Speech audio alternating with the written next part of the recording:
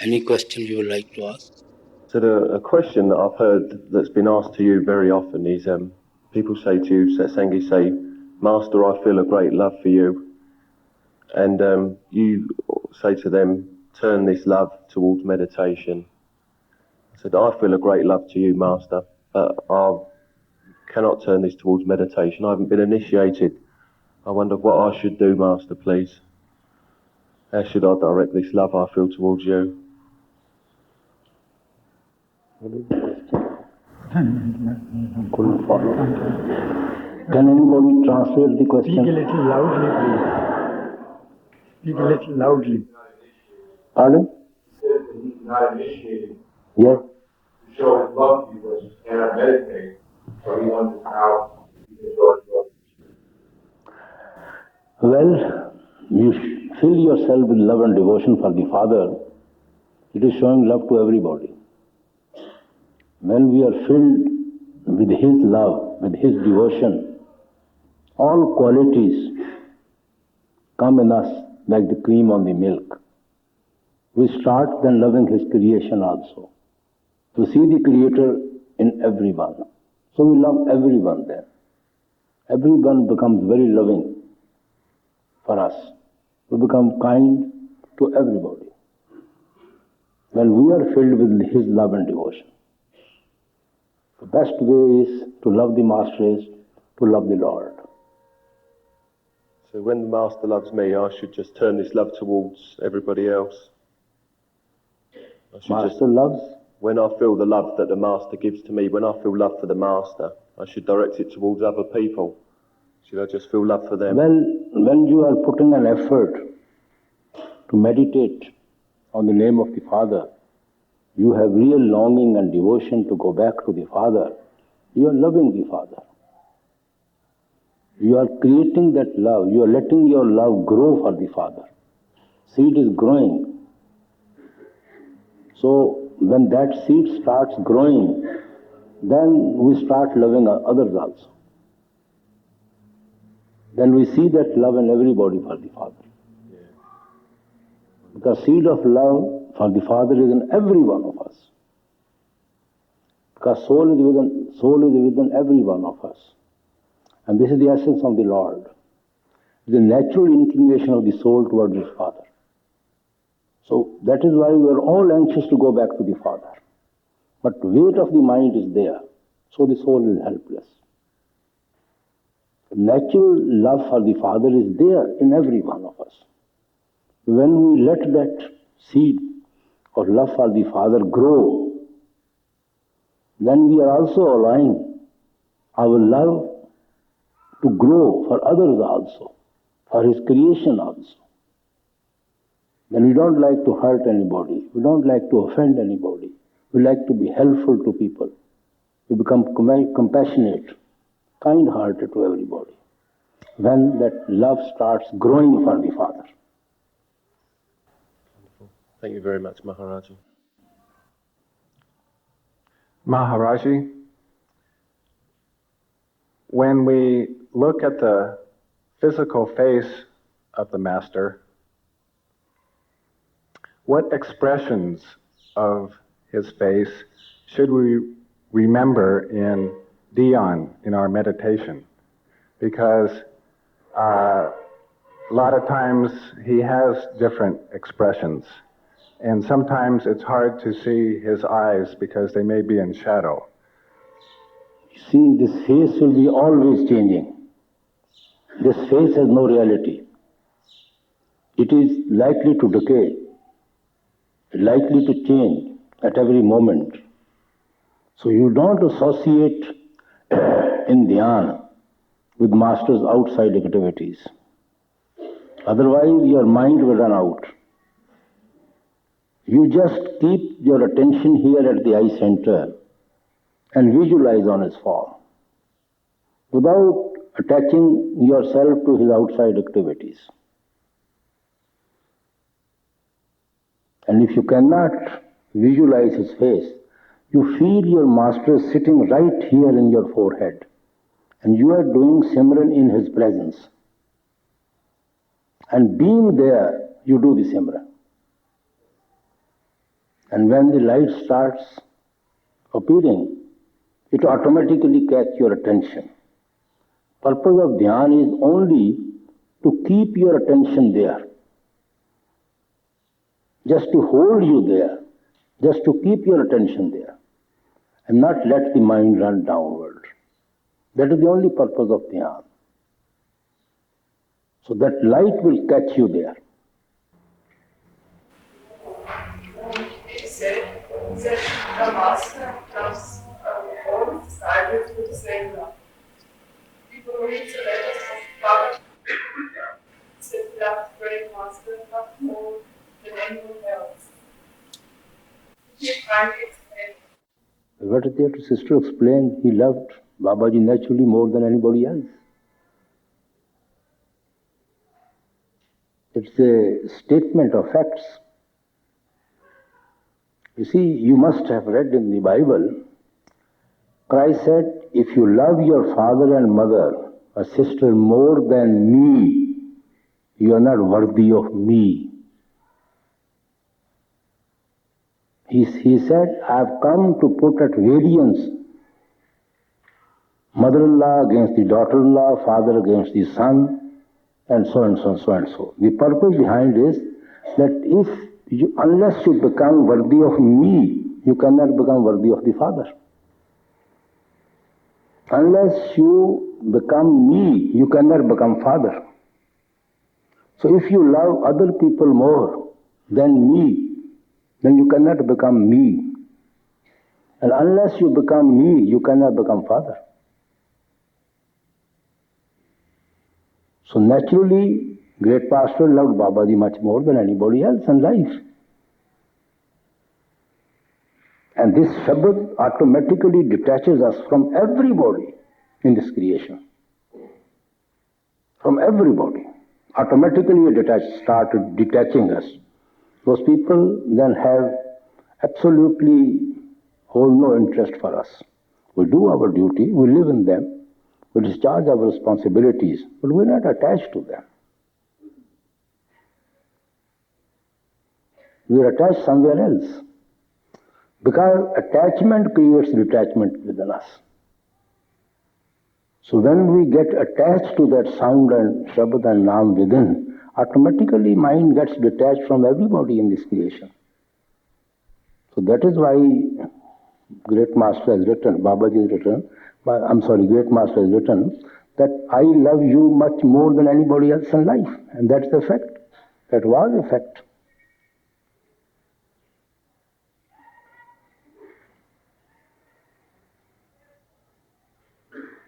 And he loved him so much that he bound him to that dera.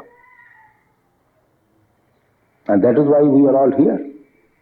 It is all the result of his love for the Babaji Maharaj.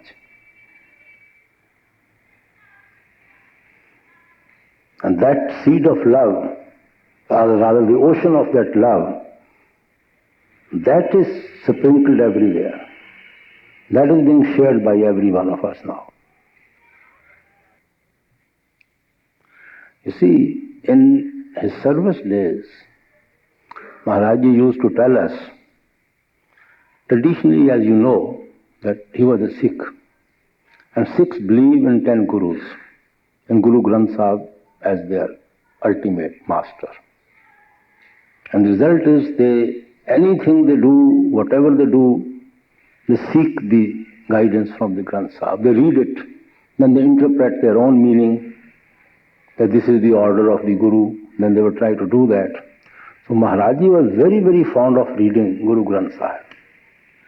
And he was president of so many Sikh societies and Singh Sabhas and Gurdwaras and all that, you see. But when he met Babaji, he understood the reality of the Guru Granth Sahib. What is the essence of Guru Granth Sahib? Where it is leading to? So he jumped out of all those traditions and he found what he was trying to find. And he was so much in love with the Babaji Maharaj that he forgot everybody. And yet, I would say, there are very few people who were such good fathers, such good grandfather. He knew his responsibilities to his children, to his whole family. He didn't want them to make beggars or to exploit his name after him. He put them into jobs, everybody. Make them independent of satsangis, of the satsang, as the head of the family. And yet, he remains very steadfast in his, devotion to the Babaji Maharaj. And he always tried to tell the family members that I will always advise you to give rather than to accept. Your hand should always be like this, giving, giving, giving, giving, and not like this, begging, begging, asking, asking, asking.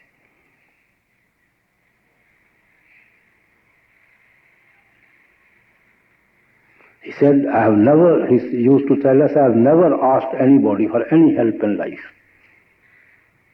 When he came to Dera, Babaji Langar was going on, and he says, inside I prayed to the Babaji Maharaj that so many people have started coming to your Langar. How would I run this Langar? I have never begged anybody. I have never asked for collection of any charity. Babaji said, you will never have to ask anybody. You will get so much that you will not be able to control it. And same thing is going on. So it is his love for Babaji Maharaj which is still growing on. Maharaji, when the disciple sits to meditate and the mind does not concentrate very well, is this sitting still pleasing to the Master? Is this time spent sitting still pleasing to the Master? Sister, any step we take towards meditation, whether successful or that of a failure, is always pleasing to the Master. We are putting an effort to achieve, to do our best. But then human failings are there. Human imperfections are there. But our effort is there to achieve it. We are putting our best. We are doing our best. So every little effort on our part is accountable. Maharaji, I'm here as a seeker, and my friends on the path tell me that only by becoming a member can I go back to God. I have in the past been a Christian, and I felt that that in worshipping God through the Lord Jesus, I was on my way to God. But I'm told that is not the way. Could you please explain? The main thing is to go back to the Lord. Well, if you can find your way through Jesus, you are most welcome to do it.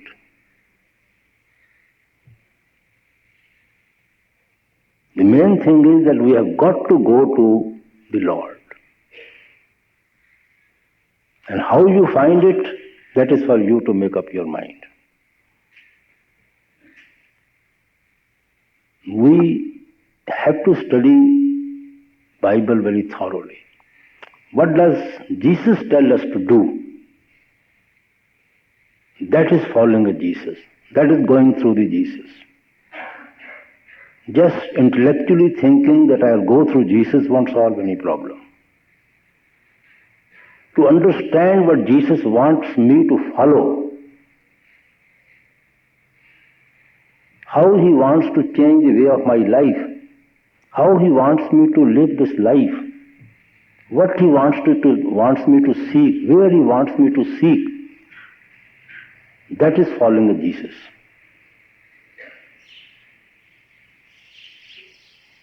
So if you want to follow Jesus, read his teachings, read his sermons, try to understand it thoroughly.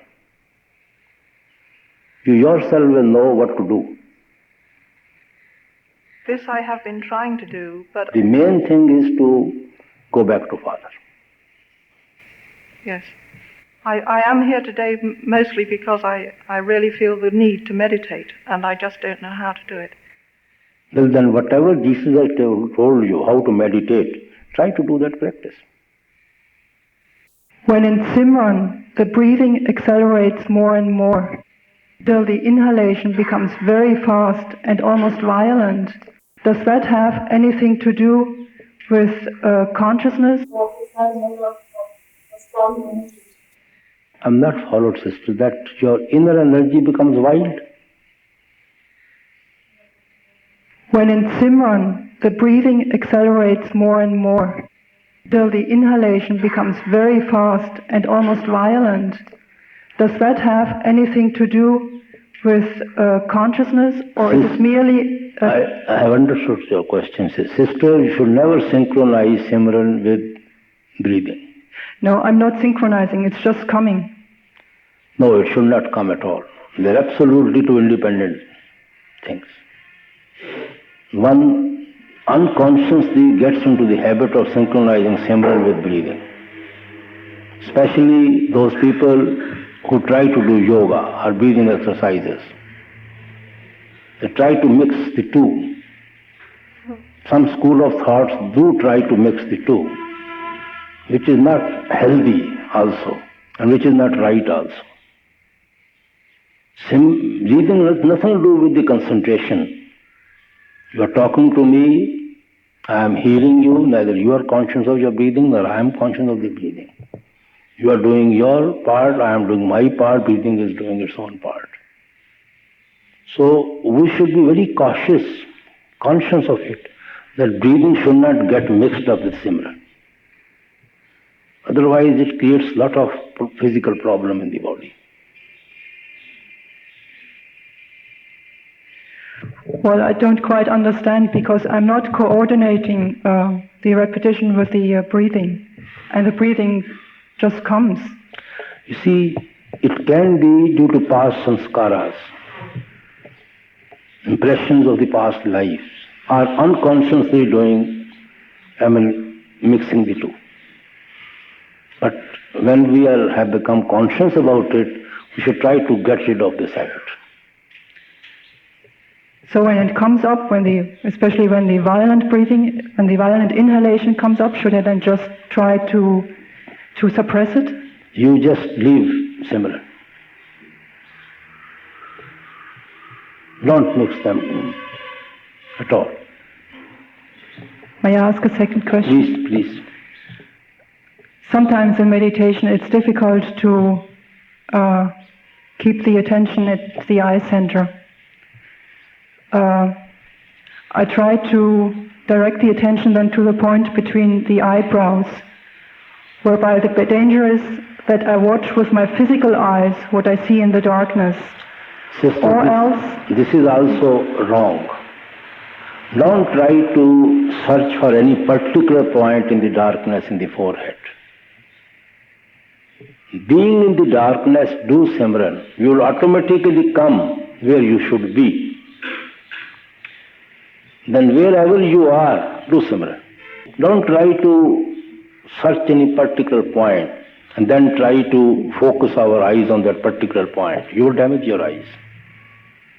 Just close the eyes and forget about the eyes. These outside eyes have nothing to do with the inner visions. That's a different eye which sees everything within. So you just keep your attention in the darkness and just keep your attention in the forehead and do Simran. You will automatically come to a particular point where you should be while doing Simran. You should not try to search any particular point. So then we should not try to concentrate at the point behind and a little above the eyeballs either? You do not know which is behind, see where is the eyeball is. You do not know what is behind the eye center. These are vague terms. Behind the eye center means being in the darkness here at the eye center. That is a different faculty to see within which opens, which we call it eye center. We call it eye center because outside whatever we see in this creation with these eyes, we see outside. And that faculty sees within our body, so we call it third eye or a single eye or a eye center. So you just concentrate through Simran in the forehead in the darkness. Automatically that faculty will open.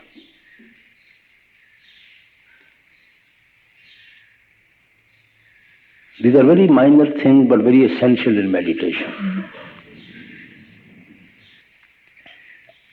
Thank you. Radhaswami.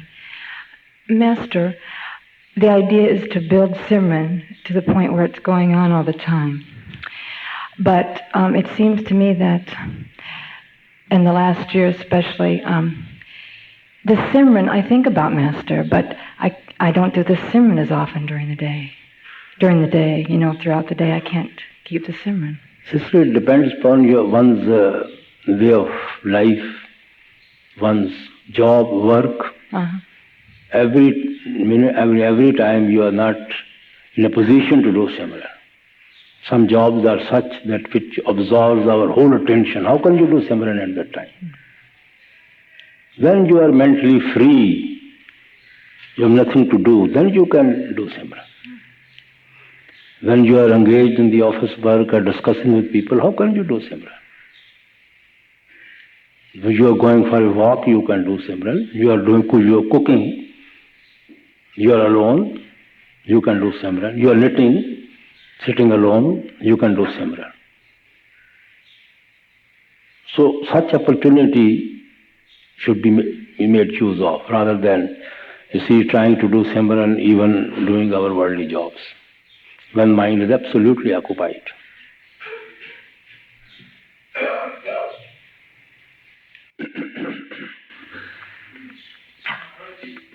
Please come to the mic, whoever wants. Yes, please.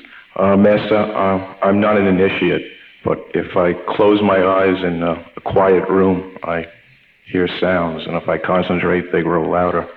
Is it all right for me to listen to and concentrate? Brother, sound is within every one of us, irrespective anybody is initiate or not.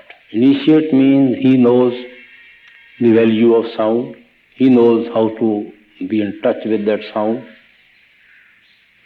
and how to concentrate on that sound.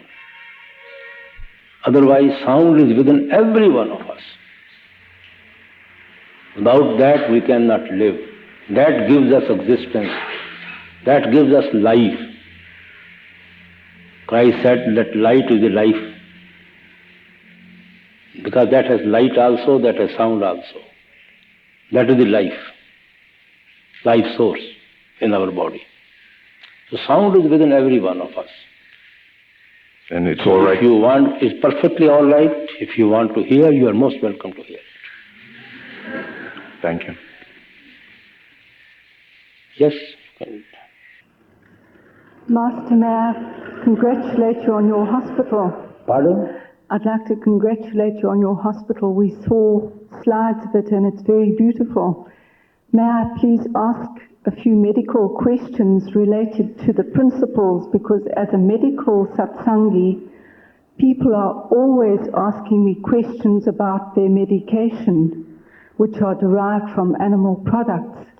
Now, I succeeded in finding the answer to that in one of the books. Sister, if there is substitute, you must advise them to use the substitute.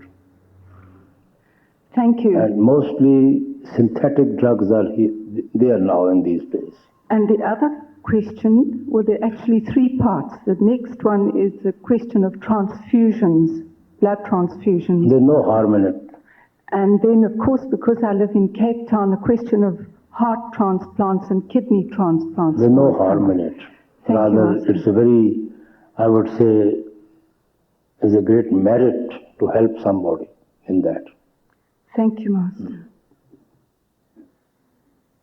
Radhaswami Maharaji, we have a small Sunday school in our Sangat in California, and just before I came here, I asked the children if they could speak to you directly what they would like to say. One 6-year-old boy said he would say, "I love you, Master." Another little 2-year-old girl said that she would say, "Thank you, Master." I wondered if there's any message that you would convey to them or to children in general. Sister, the most difficult job is to reply to a child. We receive all sorts of letters, ups and downs in life. We try to attend them in our own way, but it's very difficult to write back to a child. You see, we don't know what to write.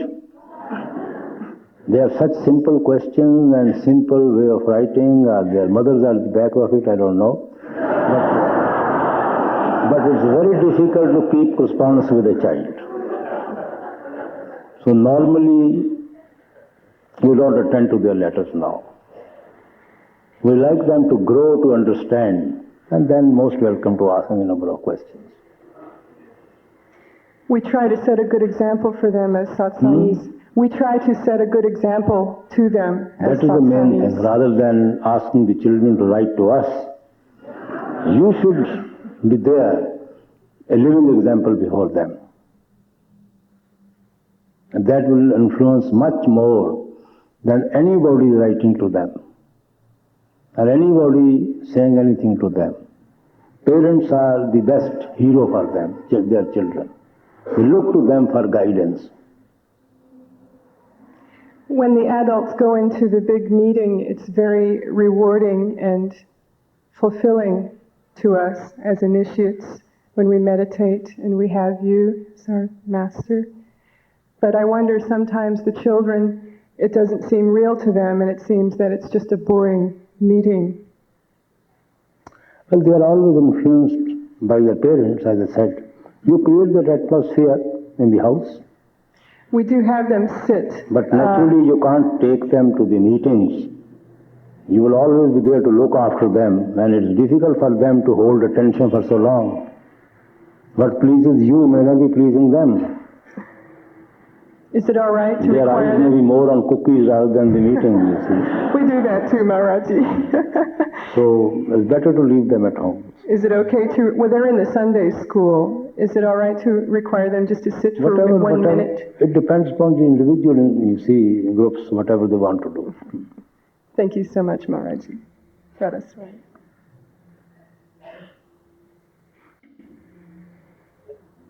Dear Maharaji, thank you for letting me come to see you. As we work on this path, and as we try to meditate, we seem to become a little more introverted and trying to go within.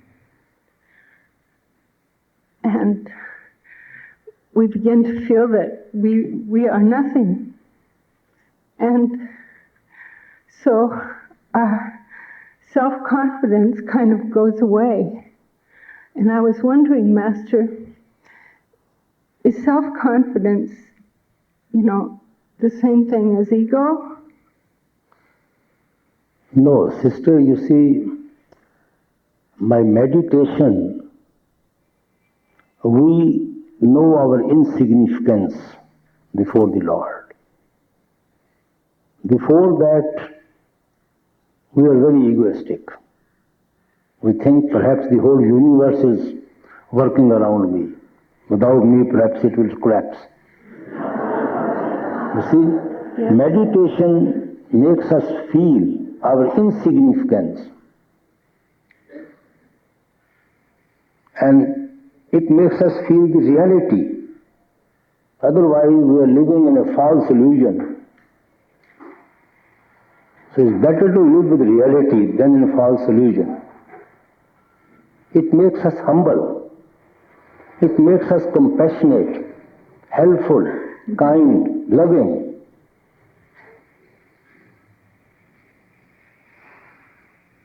These are the general effects of meditation. Thank you, Master. Master, over here.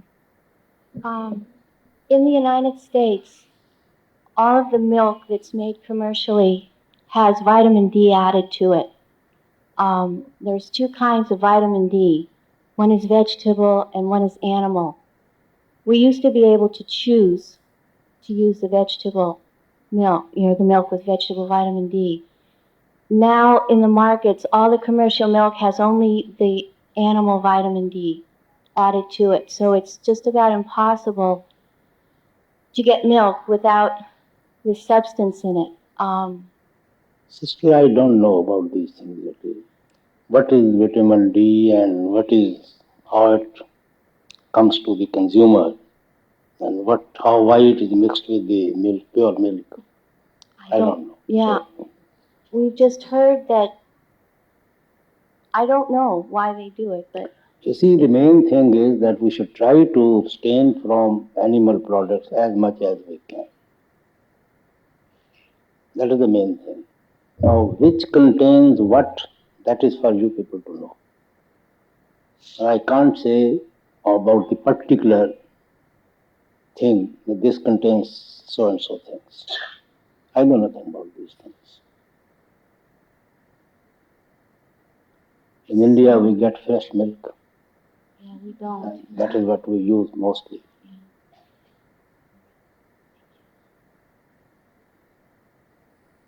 Master? Yes, I am please. strongly convinced that the love I have developed for you entirely depends upon your goodwill. My question is, the time when you will come and meet me in the third eye and start the travel with me in the region, that time also entirely depends upon your goodwill and not upon my effort or anything I do. Is that correct? No, it depends a lot on our own efforts. When our efforts are there, His grace is also there. There is no grace without effort. Grace comes along with the efforts. Still, if the love is given by the Master, the rest should be about the same. It should be given by the Master if we really cannot do anything by our own. I guess even the practice is depend on your goodwill. So how comes that the time when we will meet depend upon our effort? I'm really surprised about it. Effort depends upon the pull from within. Yeah. And everybody doesn't seem the same pull from within. It depends upon their individual karmas, their past association with the path, with the love and devotion of the Father. Everyone is different. So love and devotion or grace of the Father, it can't be same for everybody.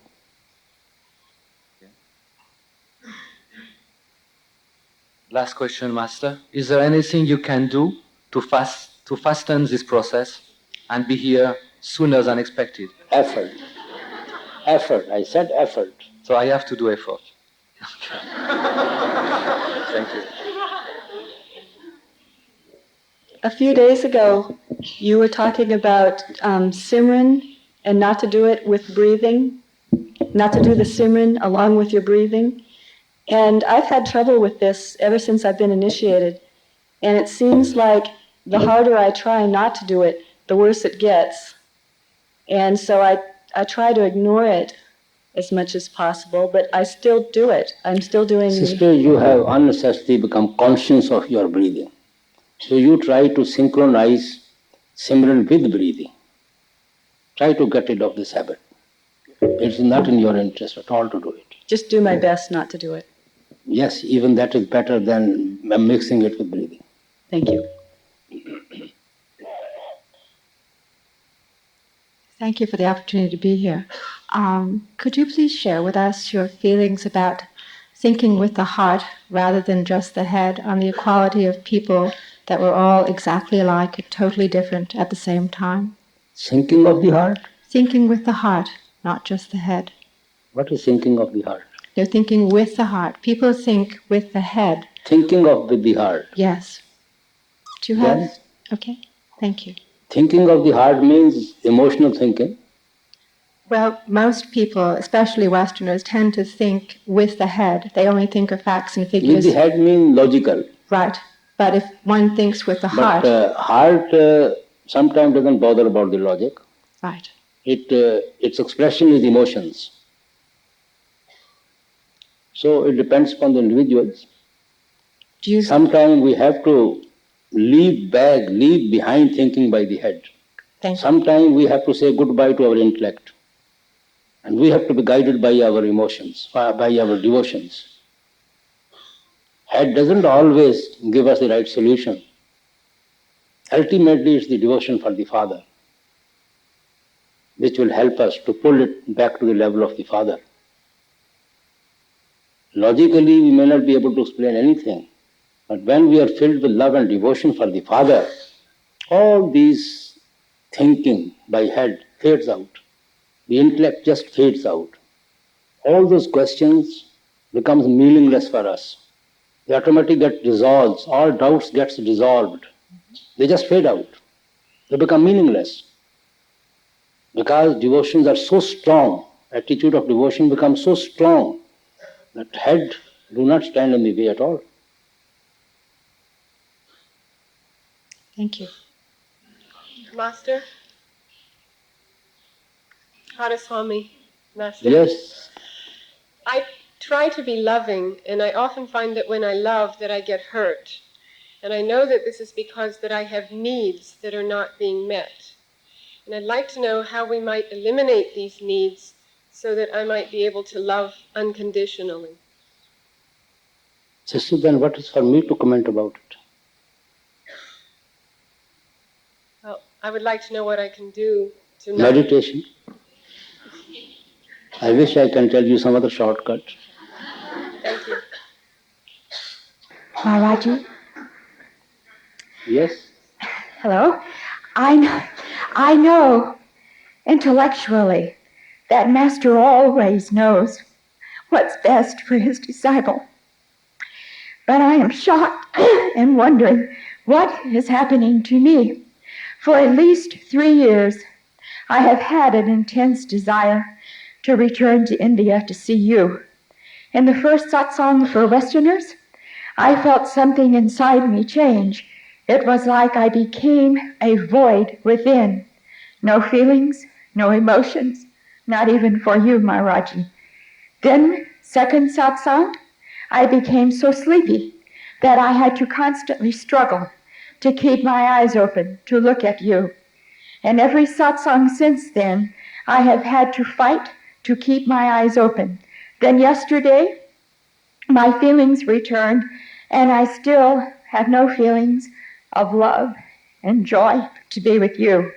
All I have is intense pain because I feel alienated from you, very depressed because without feeling your love for me or my love for you, life is not worth living. Also, I feel angry and disappointed that it has been 5 years since I have had your darshan, and I can hardly keep my eyes open to see you. But most of all, I feel forsaken by you. When I first got your darshan, I felt love. Would the Master be so cruel as to show love and then to take it away? Put me through anything that you wish, but please, I beg, let me have just one small glimpse of your love before I have to leave, and no telling how long before I will see you again. Also, please forgive me for all that I have done to displease you so much that you withhold yourself from me. Sister, the problem is that we analyze our feeling too much. Every day, every hour, every second, we are trying to analyze how much depth I have of love. Now we are wired, now we are full of love. See, we are always analyzing ourselves. And this too much critical analyzing of our own self leads us nowhere. How do you feel the void when next day again you are filled with love and devotion? What type of void that is, which is filled so easily, so soon? This is no void at all. It's the natural love of the soul towards the Father. And that can never die within us. But we try to analyze whole day ourselves. How much love, how much depth I have today, how much depth I have at noon, how much depth of love I have in the evening. You see, if you go on analyzing, you see it will lead you nowhere.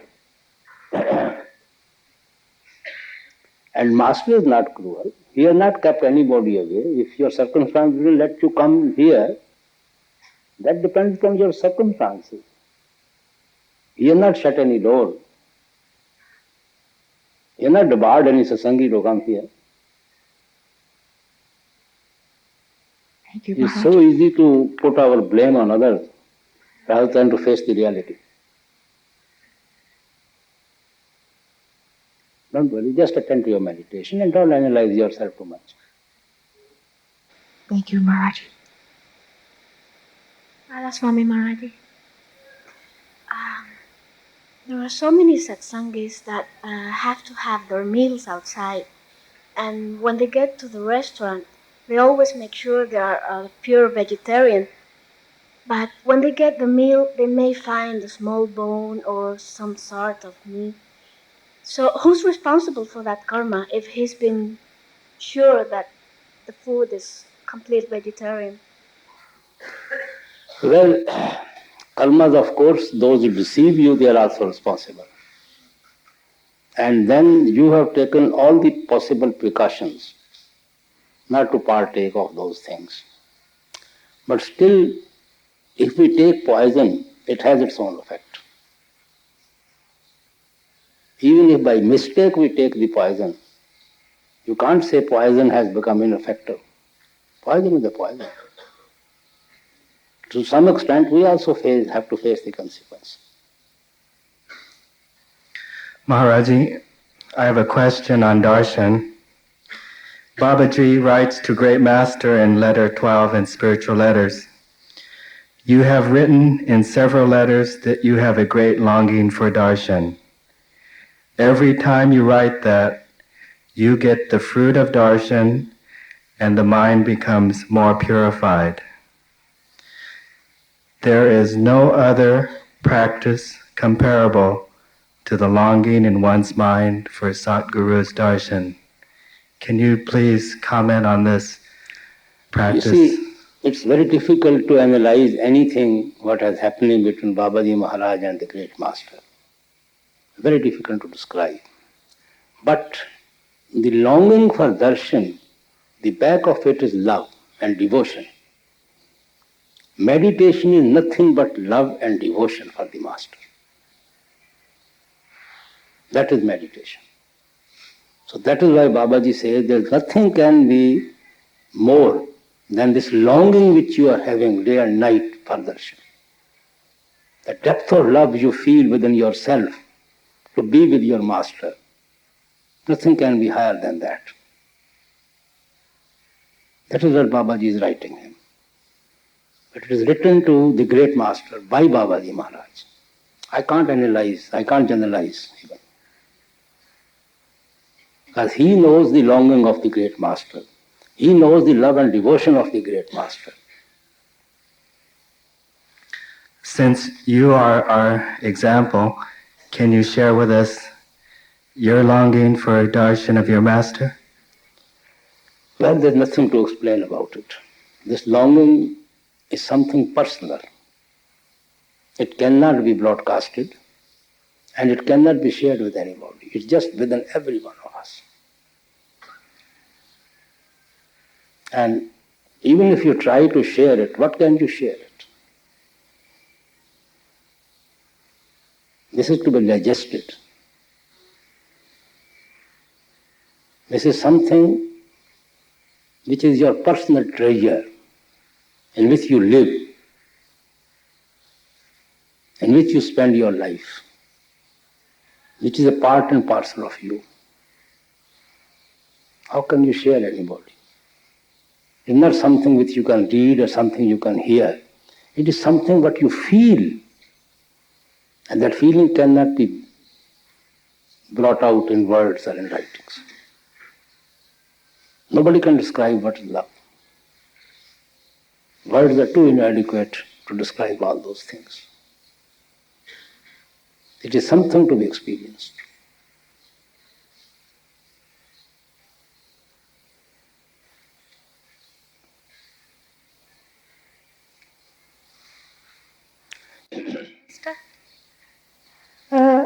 Master, I want you to please tell me if one controls the mind by working on one resolve at a time or just general awareness of one's weaknesses.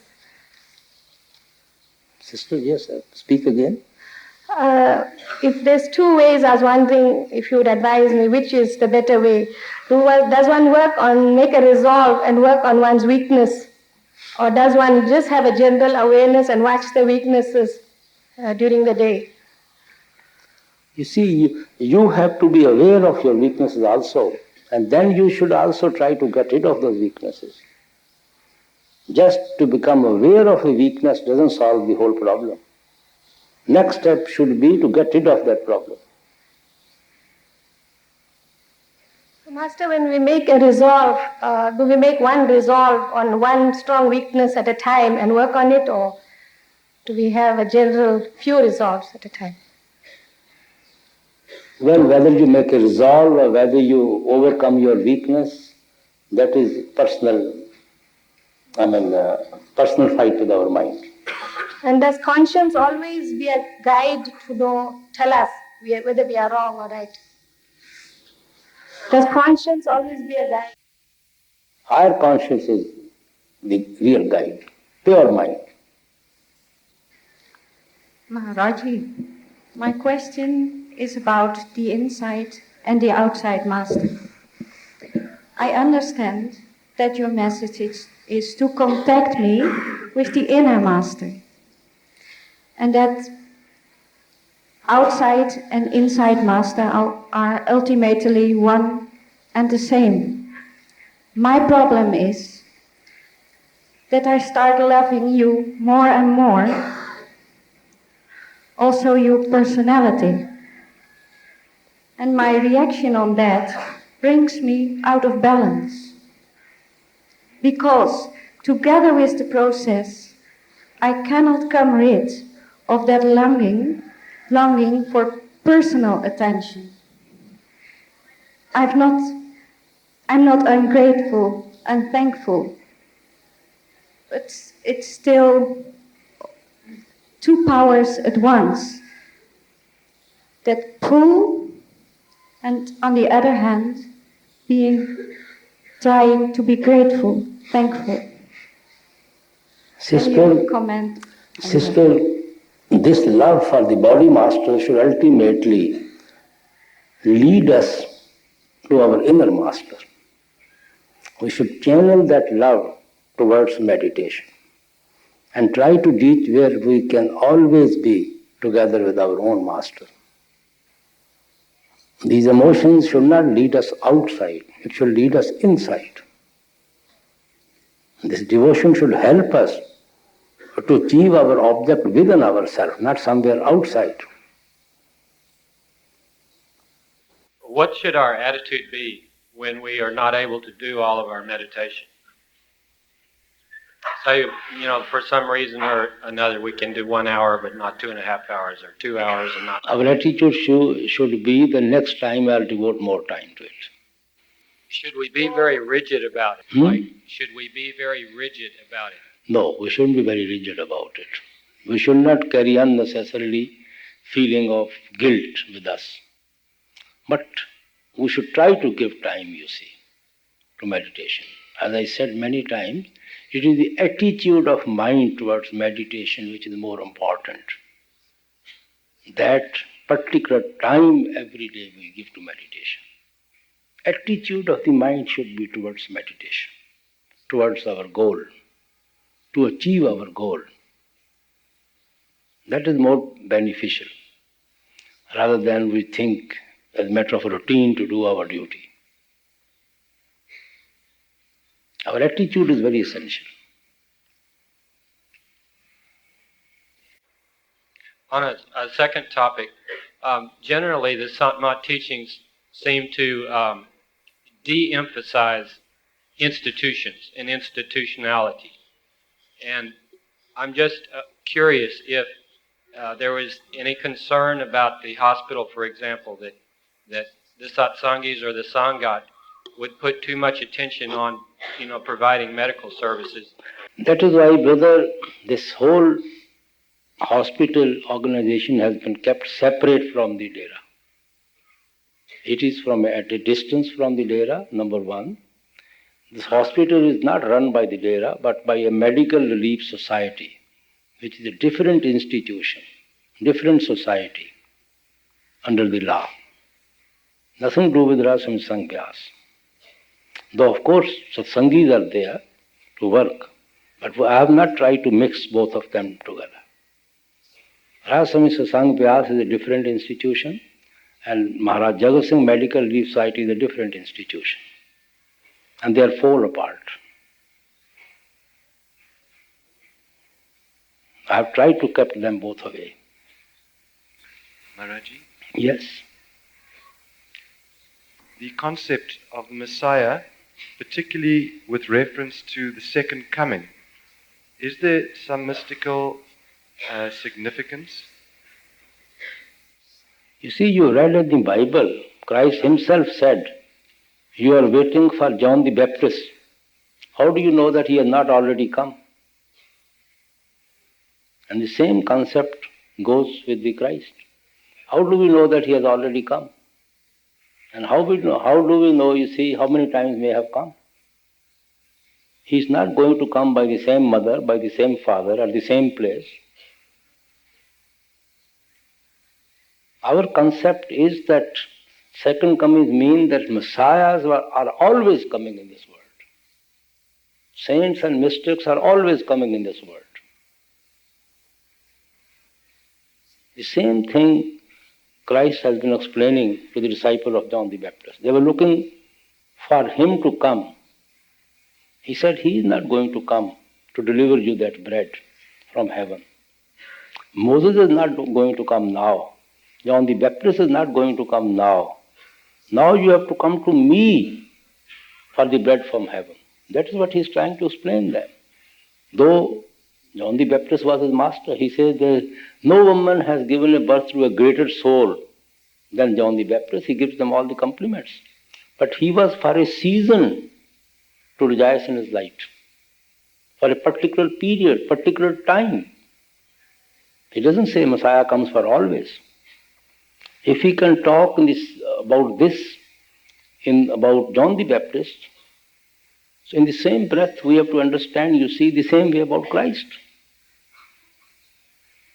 And he says, John the Baptist, you see, you cannot enjoy that shining light forever. How can we enjoy the shining light of Christ forever? He says, now it is day, you can work. Night comes, nobody can work.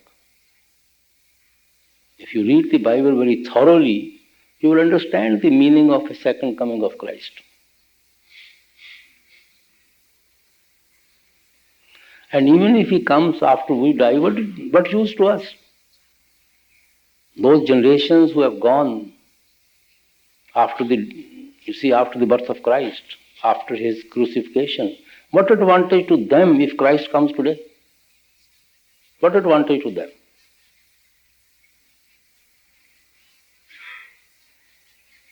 So it's the wrong concept that we are always waiting, you see, for those, our own traditional, you see, masters.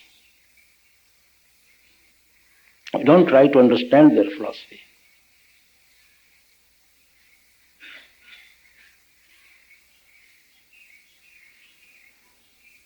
If Moses didn't come till yet, John the Baptist didn't come till yet, how do we expect that Christ will come now? Yes. Master, it is about meditation. Longing and love for the Master, has that the same effect as Simran? As a? Has Simran, longing and love for the Master within you, you can love and you can long for him, and it pulls you, but has it the same strength and effect as the repetition of the Simran? The love and the longing is creating this emotional, wonderful state, and love, of course. But Simran sometimes rather takes away that love. Elsa, this longing and love is much higher than your Simran. Yes? It's much higher than the Simran. So then it is not indispensable to switch from you and start with your 5 words when you are in a love bloom. But you see that this meditation creates that longing and love within us. Also, it strengthens our love and longing. It helps it to grow. Ultimately, there's nothing but love. And I must say that not always that love is created by the repetition of Simran. All right, sit down.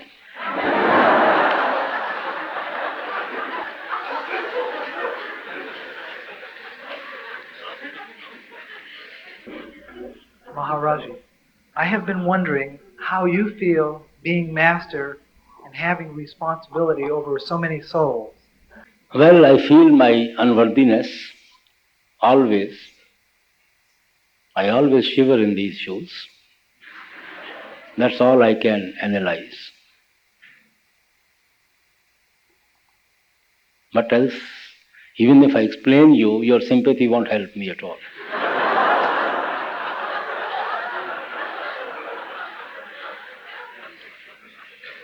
Maharaji, I wanted to ask your assurance on one point. I know that the Father originally sent all of the souls down here to this world, and I think I remember in initiation and also reading in the books that once we go back, that we would never have to come back here. But I've never heard you say that, and I wanted to ask you if I can. What else I'm supposed to say? All the books which we have written, I should repeat them all again? No, Maharaji. No, but I only wanted your assurance that is the... Why would he not send us down if he's already sent us once? You see, whom the Lord is pulling, he's pulling for the purpose to make him one with him. Otherwise, why should he pull us from within? Why should he put us on the path if he doesn't want to take us to his own level? But would he send us back once we reach that level? No.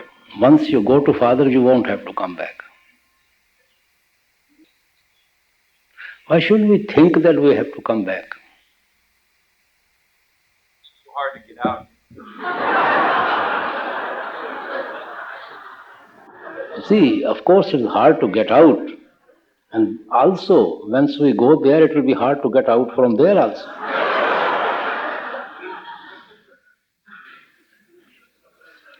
Master, would you explain why the Lord God has will not reveal how duality sprang from oneness and imperfection from perfection? Why is this question never satisfactorily explained in any faith? You mean why this imperfection? Why? How did it spring into being if there was only oneness? And you have said before that we must go to the Father to have this answer resolved. We must find the Lord within to have this answer resolved. But why is this the only question that God has deemed necessary to keep secret? He is through the Sadhgurus of Satmad, he has described all the regions and described. Well, brother, even if the mystics try to explain us with our limited knowledge, limited wisdom, we will not be able to understand it.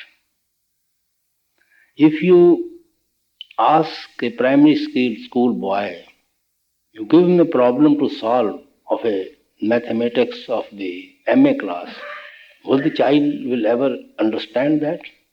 They will never understand it. But the mystics make an attempt to. We have been told the same thing about love. There's no way to describe love, but there's volumes on love. Yes. There's Love has never been rightly described. No, it never will be. But there's also, but no one puts out the same amount of effort to explain the question I just asked you. Well, why duality sprang into existence? Let me put the question to you this way: If the Lord God did reveal to us this moment, how duality? If God revealed to us all this moment, how duality sprang into existence, how imperfection sprang into existence, and what would be the consequence? What would be the consequence with us here and now? Would our desire to find God and be with God be strengthened or lessened? You see, imperfection is there because this world is to continue. I'm sorry, I didn't hear you. Imperfection has to be here in this creation if the creation is to continue. If the Lord doesn't want this creation to continue, then He will make perfect everyone. If He wants this creation is to continue, then imperfection has to be here. I understand that. Because the moment anybody becomes perfect, he goes back to Father. So imperfection is there. Does God keep this a secret for the same reason that the Sadhguru keeps himself hidden from us, to create desire to go back to Him? In other words, the Sadhguru keeps himself hidden to help to create a yearning in ourselves to find Him within. Is that a mini version of what happens in the God? Well, brother, the Sadhguru can do anything. Why can't he explain that? But to whom? People, you see, to the people of his own level. Not to a primary class students. As I gave an example so many times, mother always knows how the child is born. But if a child asks the mother how he is born, what will mother explain? He has all fairy tales from where he brought her. But when the child grows, he doesn't have to ask at all. He knows how he is born. So we have to spiritually grow to understand these mysteries of nature.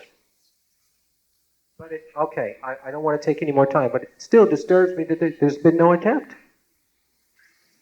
Well, you can make an attempt. I can't make I don't even know what I'm doing here. But no mystic and a saint has made any attempt. Guru Nanak says, even if you think 1,000,000 times how this creation has come into being, you will not be able to solve this problem. That is what he says. All right. Thank you, Master. Master? Yes? I feel like when we come here, you pour on, you give us so much treasure. And some of us are more receptive and others aren't. And maybe at different times, all of us are more receptive and other times we're not. But I feel like you're giving us such precious gifts, and I feel like I'm a cup that everything just spills over the outside of it. I don't know how to contain it.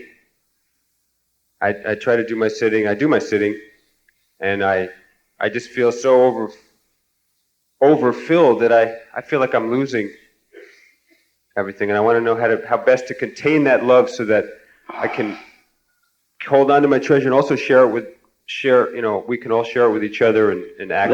Well, brother, Lord is a great giver and we are a very poor beggar. We do not know how to beg, but He knows how to give. And we do not know even what to beg, but He knows what to give us and give us in abundance, even without asking. And how do we hold that? How can we hold that? We have to become receptive to His grace by meditation. We clean a cup so that it can retain milk or any liquid in it. That is why we want to clean it. So we have to clean our heart. We have to drive out love of the worldly object and faces from our chamber of heart before it is filled with love and devotion. But sometimes I feel like that love for those faces grows. And that's my question really, because I get so confused. So we have to drive out all that from within ourselves. If the cup is already filled, how can we put more in that? If the cup is filled with dirt, we can't put anything in that at all. If somebody is already sitting on a chair, we can't sit over it. We have to get that chair vacated. We have to get that cup, empty. So our heart is full with filth. So we have to clean that chamber. Then it is automatically filled with His love and devotion. So the best way is just follow the path and do the meditation. Meditation is the best way of cleaning the chamber and filling it also. Not only it cleans, it also fills. Simran and Dhyan is cleaning process, and tending to the sound and light within is filling process. Raji, Yes, please. can you hear me? Sometimes when I'm away from you, the love and the longing that I feel make me feel very serious. I tend to feel overly serious sometimes when I feel a lot of missing you. And then I feel that that makes me be out of balance in the world.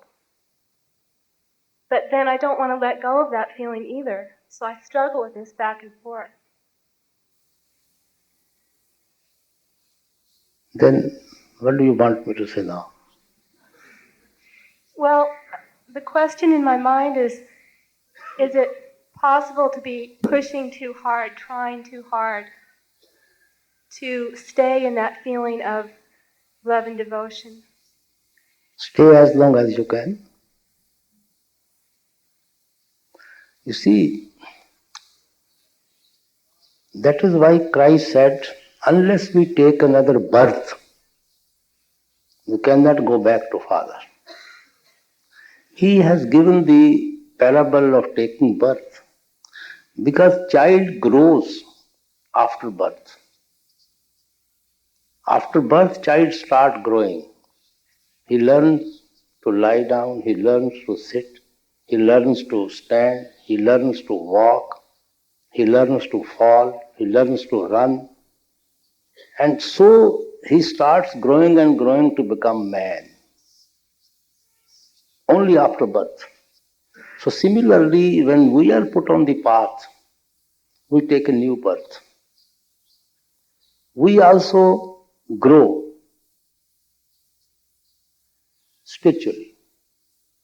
Grow and grow, grow and grow, ultimately to become one with the Father.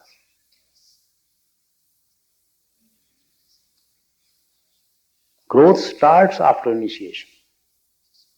That is why it is called second birth. Thank you.